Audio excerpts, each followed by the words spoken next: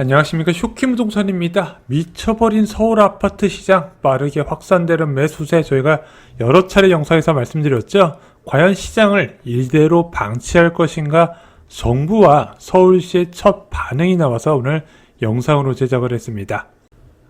어제 부동산 커뮤니티를 떠들썩하게 만든 찌라시가 있었어요. 바로 새로운 정부의 이제 부동산 대책과 관련된 내용인데 크게 세 가지 주제였습니다. 첫 번째는 지금 과열 핵심 지역이죠. 과천, 성동, 분당, 마포 등 지역이 6월 말 규제 지역 지정 요건이 충족이 된다는 거예요. 자, 그리고 4기 신도시를 발표한다고 합니다. 주요 업무지구 40분 이내에 개발을 하고요. 또한 대규모 임대주택 공급 정책도 발표가 된다고 해요. 그런데 이 정책들이 언제 시행이 되냐? 9월에 발표 예정이래요. 새로운 국토부 장관 임명 후 처리가 될 것이다. 그래서 추석 전에 발표가 난다는 내용이었습니다. 원래 이게 찌르신가 보다 하고 그냥 넘기려고 그랬는데 새 정부의 국정과제 밑그림을 그리는 이한주 국정기획위원장의 언론 인터뷰가 같은 날 발표가 된 거예요. 자, 무슨 이야기를 했다? 지역 확대 꼭 해야 더해서 공공주택 공급으로 부동산 안정될 것 바란 내용을 봤더니 꾸준히 부동산을 공급한다고 이야기를 하면 집값은 잡힐 것이라고 생각한다.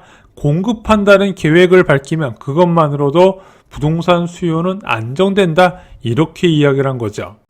정말 찌라시와 공약처럼 대책이 나오는 것 같습니다. 자, 이재명 대통령 공약 기억나세요? 별거 없었어요. 시장 개입의 최소화와 공급 확대 중심, 그래서 4기 신도시 중심의 공공주택 확대 공급이 이번 첫 부동산 대책의 핵심이 될 것으로 보여지고요. 아까 말씀드렸던 과열 지역이 투기 과열 지구나 조정 대상 지역으로 지정될 가능성이 있어 보입니다. 근데 이런 생각이 좀 들어요. 문재인 정부는 2017년부터 2018년, 2019년, 2020년, 그리고 2021년 임기 내내 공공택지를 지정했습니다. 그렇게 지정한 공공택지가 무려 64만 호였어요. 자, 효과가 있었을까요? 일단 결과적으로 보면 없었죠. 그러면은 단기적으로라도 효과가 있을까요? 네, 효과는 있었어요. 일단은 이런 이제 공급 대책이 나왔다는 거는 시장이 과열됐다는 뜻이고, 시장이 과열됐다면 집값이 단기간에 올라가다 보니까 매수자들이 약간 좀 불안감을 갖고 있단 말입니다. 자, 그러면서 이게 맞나 싶을 때 정부에서 공급 대책 딱 발표하고 언론들이 야, 여기 입지 좋다 이렇게 이야기를 하다 보면은 솔직히 시선이 다른 데로 가잖아요. 자, 그렇게 다른 데로 가는 와중에 약간 좀 부동산이 소강 상태에 들어갈 수 있어요. 문제는 그 소강 상태가 딱 2개월 가드라는 거죠. 오세훈 서울시장의 발언도 화제가 됐습니다. 이게 같은 날 다 나온 소식이에요. 서울시의회 정례회 본회의 시정 질의 답변에서요.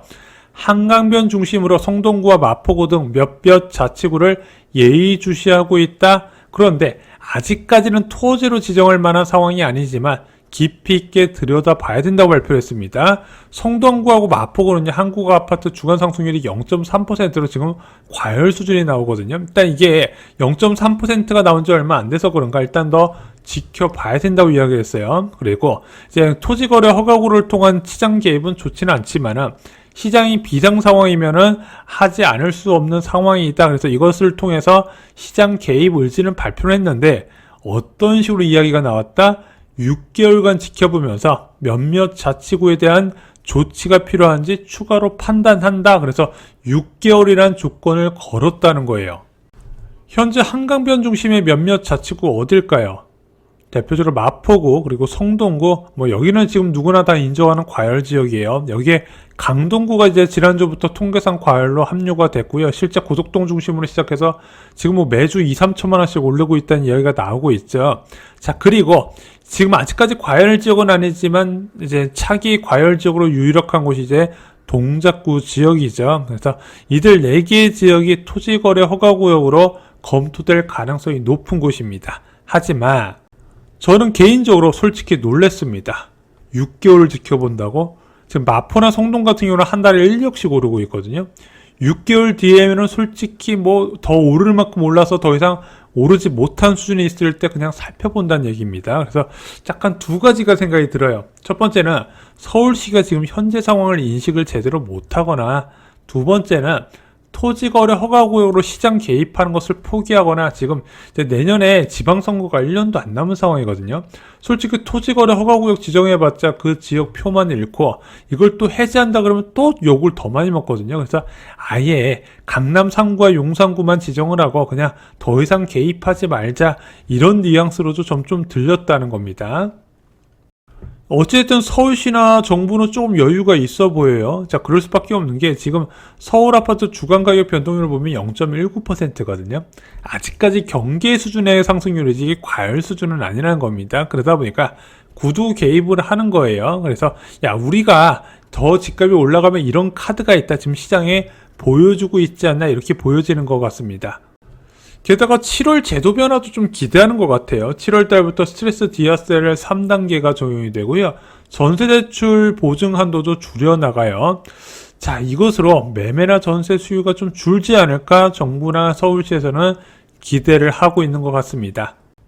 제 개인 경험으로는요, 부동산 시장이 한번 과열되잖아요. 스스로 꺼지는 게 굉장히 어렵다고 저는 생각을 합니다. 그래서 정부의 규제가 나올 때까지 시장은 과열될 가능성이 높아요. 자, 그럼 지표상 이 과열이 언제 나올 것인가, 그게 중요하지 않습니까? 정부의 개입 타임을 알아야 되니까.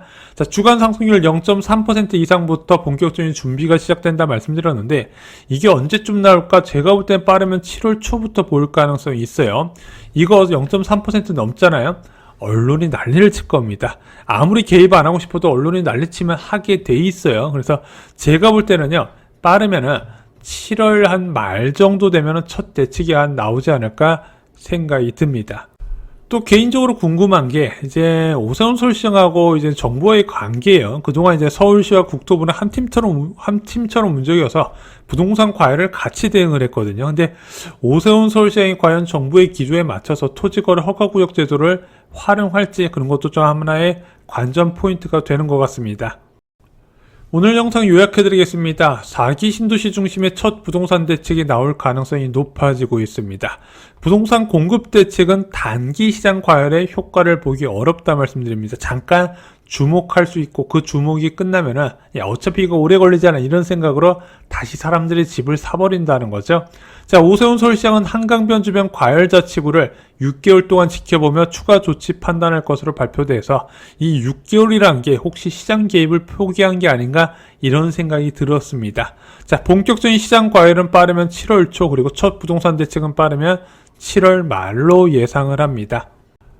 오늘 준비한 소식은 여기까지입니다. 6월 11일 멤버십 영상에서요, 토지거래 허가구역에 대한 비밀 말씀드립니다.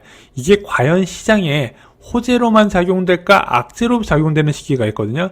그때 기회를 어떻게 잡는지 정리를 드렸고요. 지금 청량리 부동산에 대해서 이제 슬슬 주목하실 때가 됐습니다. 어떤 기회가 있는지 쇼키부동산 멤버십 영상에서 확인해 보시기 바랍니다. 이상 영상 마치겠습니다. 감사합니다.